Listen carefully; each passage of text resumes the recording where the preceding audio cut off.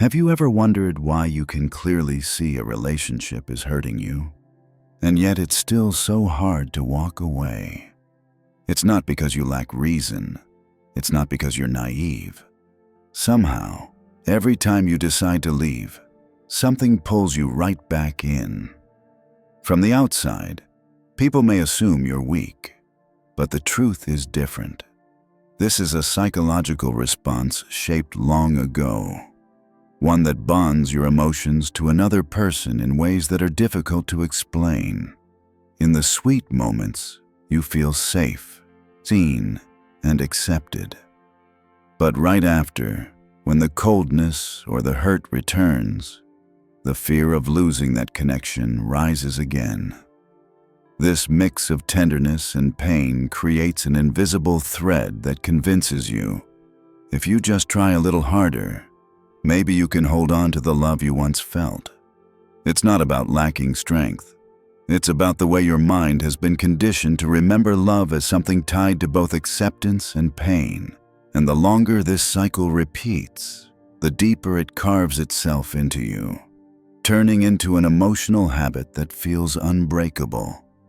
In this video, you'll see how that mechanism really works, why you keep circling back to the same loop, and, more importantly, how to start loosening that bond, so love no longer means slowly erasing yourself. If you look back, you might notice you've gone through the same loops in different relationships, not only in love, but in family, and even in friendship.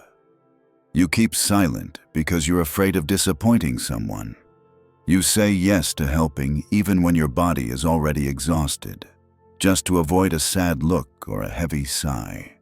And afterward, when you're alone, you feel weighed down because once again, you ignored your own real needs. In love, this loop becomes even more obvious. A single sweet promise can be enough to make you overlook countless broken ones. One small act of affection can erase all the moments you felt abandoned. You stay attached not to the person as they are now, but to the memory of a better version you hope will come back. That attachment makes you confuse things. You don't love what exists. You only love the hope that what once made you happy might repeat. The same pattern often shows up in a family. Maybe you grew up believing love always came with obedience, always tied to pleasing others. So, as an adult, you unconsciously seek acceptance by putting others first. You think that's love, but in reality, it's a binding contract. The problem isn't that you lack logic. In fact, many times you've told yourself, I need to stop. But just one gentle gesture, one apology, one familiar smile, and your defenses soften. Because your brain has learned to link safety with those fleeting moments of tenderness. As for the pain, you've accepted it as the price you must pay to keep the connection. And it's this repetition that exhausts you the most. You feel yourself losing confidence, losing boundaries, sometimes even losing touch with who you really are. You stop trusting your own decisions because every time you try to let go, you question yourself. Maybe it's just me being too sensitive. This is the hallmark of emotional bondage. You're not stuck because you lack strength, but because your mind has equated love with endurance. Recognizing this is the first and most crucial step. Because if you don't see the loop clearly, you'll keep walking back into it, even while knowing it hurts. Carl Jung once observed that every person lives with two layers, the part they perform for the world, and the part they hide even from themselves. The first layer is the persona, the mask designed to gain acceptance, to convince others that you are fine. The second is the shadow, the unacknowledged needs, fears, and emotions that still exist, even when suppressed. When you step into a relationship, these two layers collide and create something invisible yet incredibly powerful: emotional bondage. In practice, you can see this in yourself. When you're with someone, you tend to show only the agreeable, lovable parts of who you are. The weaker, angrier, deeper longings, you hide those away. Yet paradoxically, it's the hidden parts that form the secret bond. You become drawn to the moments when the other person touches your fear or awakens a sense of lack you once carried. And instead of leaving when you're hurt, you hold on tighter because your unconscious whispers, "This person can fill that void." Jung believed the unconscious functions like a program running in the background. You may not want to repeat cycles of pain, but the unconscious pulls you back into familiar situations, because to it, the familiar feels safer than the unknown. That's why so many people leave one toxic relationship only to find themselves in another, with almost the same storyline. The key point here is not that you lack strength, but that you've never truly faced your own shadow. The fear of abandonment, the fear of not being enough, the fear of losing connection. As long as those fears remain unnamed, they will manifest through the person you attach to. The other becomes a mirror, reflecting the void within you. This explains why so many say, "I love them, but I hate myself when I'm with them." That conflict is the result of the persona and shadow coexisting in the relationship. You want to maintain the mask to be loved, but the shadow drags you into self-destructive patterns. And here lies the crucial link. You are not bound by the other person, but by your own unconscious. When you begin to face your shadow, you'll realize the chain isn't unbreakable. It only feels powerful as long as you refuse to look at it. If you've ever wondered why you know a relationship is toxic, yet you still can't walk away, the answer lies less in logic and more in the unconscious. The human brain is wired to seek consistency. But in a toxic relationship, what you receive isn't consistency. It's fragments, small drops of affection scattered between stretches of coldness or emotional cruelty. And paradoxically, it's this very inconsistency that bonds you tighter. Psychology calls this intermittent reinforcement, and it is one of the strongest glues that hold people in place. Think back to the time you were ignored for days, only to suddenly receive a sweet word or a tender gesture. That moment triggered dopamine in your brain, the chemical that makes you feel like you're loved again.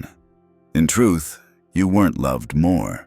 You were simply reacting more intensely because of the deprivation that came before.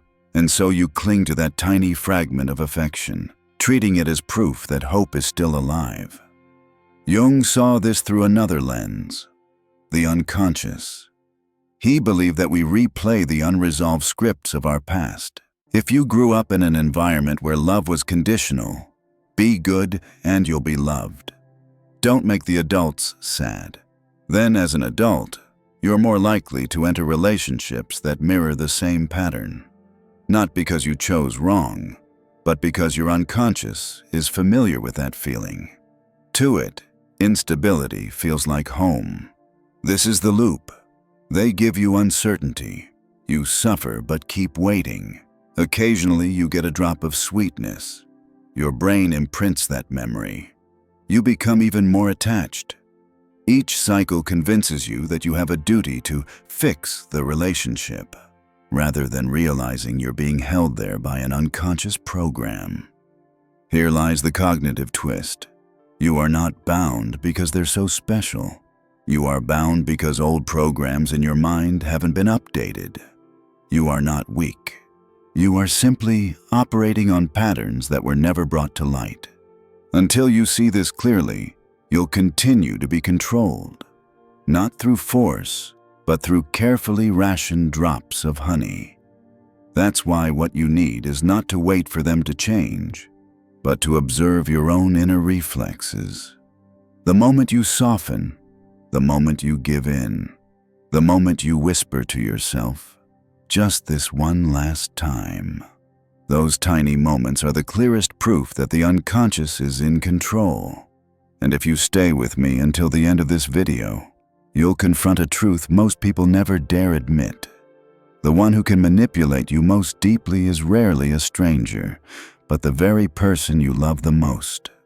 When that truth comes to light, every reason to stay begins to crack, and that is the moment you will need courage more than ever.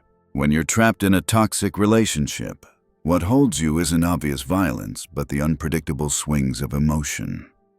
At times, you're wrapped in warmth and affection, and your heart swells with hope. Then suddenly, the cold silence returns, only for one small gesture of tenderness to pull you back in again. What keeps you bound isn't really the person, but the instability itself. Our minds are wired to react intensely to what is unpredictable. If the relationship were only cold and distant, you would likely leave much faster. But because sweetness and pain are intertwined, you get pulled into a cycle of waiting. You believe the warmth could return at any moment, and so you stay, clinging to hope, even while deep down you know the scales are no longer balanced. In reality, this is like staring at a door that sometimes appears slightly open. You don't walk away because you convince yourself that if you wait just a little longer, it will swing wide. However, the truth is that it was never truly open to you. Your brain records the pleasant shock of receiving unexpected affection, and that memory is powerful enough to overshadow all the pain that surrounds it. What you need to understand is this. You're not weak because you haven't left. You're tied to the scraps of affection that your mind has mistaken for proof of love. But a healthy relationship cannot be built on scraps. It must be steady, consistent, and safe, without requiring you to fight for every drop. So ask yourself honestly, are you staying because of the happiness that truly exists right now? Or are you staying because you're afraid to give up the hope that someday things will change? The moment you dare to confront that question, the illusion begins to break. You'll see more clearly that a fleeting sweetness can never erase a long chain of wounds, and you'll begin to remember, you deserve a love that doesn't come in fragments, a love that doesn't make you wait for drops of validation to feel worthy. Try to be honest with yourself. How many times have you stayed in a relationship, not because you were truly happy, but because you were terrified of the emptiness that might come if you walked away? How many times have you accepted pain, simply because a few sweet moments convinced you that things could still change? You are not weak. This is only how the mind reacts when it bonds too deeply with someone, where the fear of losing connection feels stronger than the pain you are already enduring. Jung once wrote that each of us wears a persona, a mask designed to be accepted. But behind it lies the shadow, the true self, filled with needs and fears we often try to hide. When you are tied to a toxic relationship, it is usually your shadow that gets touched. The fear of abandonment, the fear of not being enough, the fear of losing value. Instead of facing it, you choose to keep the mask on, pleasant, agreeable, easy, hoping it will preserve the affection. Yet in the depths of your shadow, you know you are suffering. The real question is, do you dare to look into that mirror? When you are with this person, do you actually feel peace or just relief that you are not being hurt in that moment? Are you in love with who they truly are? Or are you in love with the hope that they will return to who they were in the beginning? The truth may sting, but it is liberating. Your attachment does not prove you are inadequate. It only shows that your unconscious has grown accustomed to sacrificing parts of yourself just to maintain connection. And once you recognize this, you begin to have a choice: to continue hiding your shadow to stay, or to acknowledge it and step toward a relationship that can embrace both your light and your darkness. A healthy relationship never requires you to erase any part of yourself. And when you finally dare to look in that mirror, you'll see. The truth may not always feel comfortable, but it is always the beginning of freedom. Try to be honest with yourself. How many times have you stayed in a relationship not because you were truly happy, but because you were terrified of the emptiness that might come if you walked away?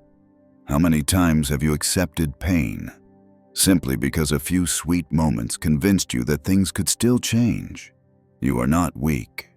This is only how the mind reacts when it bonds too deeply with someone, where the fear of losing connection feels stronger than the pain you are already enduring.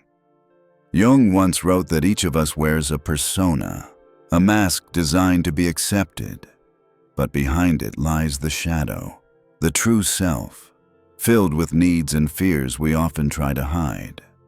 When you are tied to a toxic relationship, it is usually your shadow that gets touched.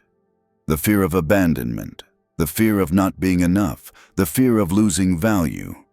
Instead of facing it, you choose to keep the mask on, pleasant, agreeable, easy, hoping it will preserve the affection. Yet in the depths of your shadow, you know you are suffering. The real question is, do you dare to look into that mirror?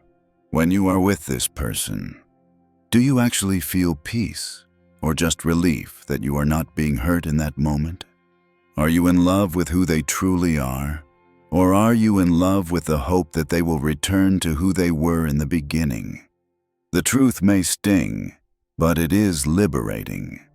Your attachment does not prove you are inadequate. It only shows that your unconscious has grown accustomed to sacrificing parts of yourself just to maintain connection. And once you recognize this, you begin to have a choice: to continue hiding your shadow to stay, or to acknowledge it and step toward a relationship that can embrace both your light and your darkness. A healthy relationship never requires you to erase any part of yourself. And when you finally dare to look in that mirror, you'll see. The truth may not always feel comfortable, but it is always the beginning of freedom. What keeps most people stuck is not the pain itself, but the false belief that love must always come with suffering. You convince yourself that if you are patient enough, if you sacrifice enough, eventually things will turn out right. But the truth is, the more you carry, the more you erode yourself. Sacrifice does not transform into love. It only hardens into the habit of enduring. Jung once said, "The scariest thing is not facing another person, but facing yourself completely." In a toxic relationship, the hardest step is admitting this. You are not staying because of love. You are staying because of fear. Fear of being alone. Fear of losing what feels familiar. Fear of the emptiness that might come if the other person disappears. But if you look closely, you'll see that this fear is nothing more than an old reflex, not the truth of the present moment. Reframing begins here. Every time you endure to keep the relationship alive, you are not protecting love. You are feeding your shadow, the part of you that still believes your worth depends on pleasing others. And every time you dare to say no, even as your heart races and your palms sweat, you are rewriting the script. You are proving to your unconscious that you can survive even without bending yourself to someone else's will. A healthy relationship does not demand that you erase your boundaries. It does not ask you to grit your teeth and swallow pain just to hold on to scraps of affection. It allows you to be fully present, when you are strong and when you are fragile, when you are joyful and when you are weary. If a relationship cannot hold both sides of you, then it is not love, it is control. Here lies the cognitive shift. Freedom does not begin when someone finally loves you. It begins when you are willing to endure the short discomfort of loneliness to escape the old cycle. Loneliness may shake you at first, but it is also the soil where you learn to stand on your own feet. And only then can you step into a love that is no longer bound by fear. So ask yourself, do you want to spend a lifetime trading years of pain for a handful of sweet moments? Or do you want a steady peace, where you no longer have to wonder if tomorrow you will be loved or abandoned? The answer to this question is not only about love. It is about how you choose to treat yourself. And if you feel your heart trembling as you hear this, take it as a signal. Trembling is not a sign of weakness. It is the sign that you are standing at the threshold of change. And sometimes, one small act of courage is enough to open an entirely different life. Change does not come from dramatic decisions. It comes from small actions repeated day after day. If you have ever felt yourself pulled into the spiral of a toxic relationship, begin with a few simple steps. First, practice observing your body's responses when you are with that person. The next time you receive a tender gesture after many tense days, instead of rushing to believe everything is good again, notice how your heart beats. Notice whether your breath is deep. Your body often tells the truth that your rational mind tries to deny. Second, write a list of what I gain by staying and what I lose by staying.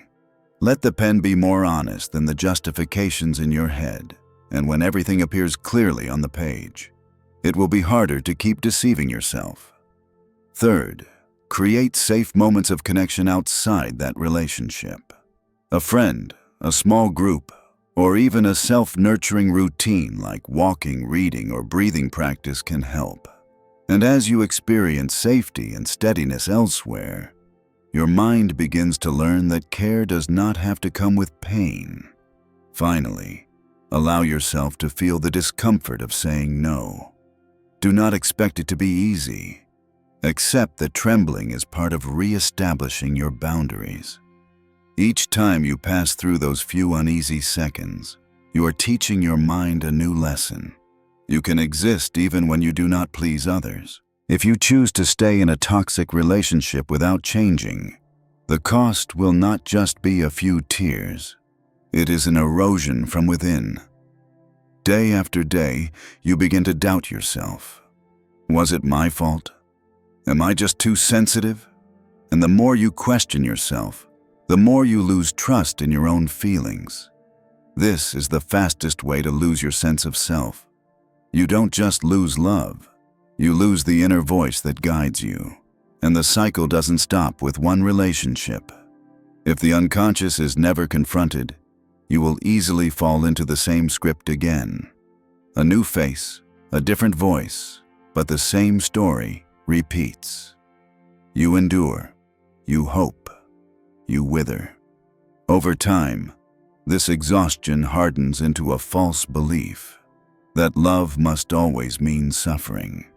But if you dare to change, even if it begins with a trembling no, you open a different path. The first time, your heart might race and your palms may sweat. Yet after that uncomfortable moment, you realize the world does not collapse. The other person may not be pleased, but you remain whole. And in that very moment, you reclaim your first fragment of freedom. A healthy relationship does not make you doubt your worth. It makes you feel safe being yourself. It does not hold you through fear, but connects you through steady presence. To reach that place, you must be willing to walk through the dark, through the fears of loneliness, through the fears of abandonment. Jung once said, "The most terrifying thing is to accept yourself completely."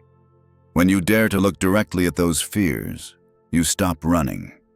You no longer let the shadow decide your choices, and in that moment, you become truly free. Not because someone else changed, but because you change the way you see yourself. When you leave a toxic relationship, the first thing you face is not happiness, but emptiness. The silence after days of chaos can leave you confused, even unsettled. Yet that emptiness is not your enemy. It is the space where you begin to hear your own voice again, the voice that has been drowned out for so long. You don't need to rush to fill it. Allow yourself to rest inside that silence, like a room whose windows have just been opened after years of being shut. At first, the fresh air feels strange, but slowly, you breathe easier. And with each breath, you realize freedom is not the absence of bonds, but the power to choose which bonds are worthy of you. This video is just a small step to help you see differently. But if you pause long enough, you'll notice new signals in daily life. A gentle conversation free of pressure, a connection that doesn't demand you hide. These are proofs that you can build a different kind of attachment, one where love does not equal pain. And the journey does not end here. In deeper layers, many more truths about the human psyche await you. Perhaps, in the next video, you will discover another piece to fit back into the fuller picture of yourself.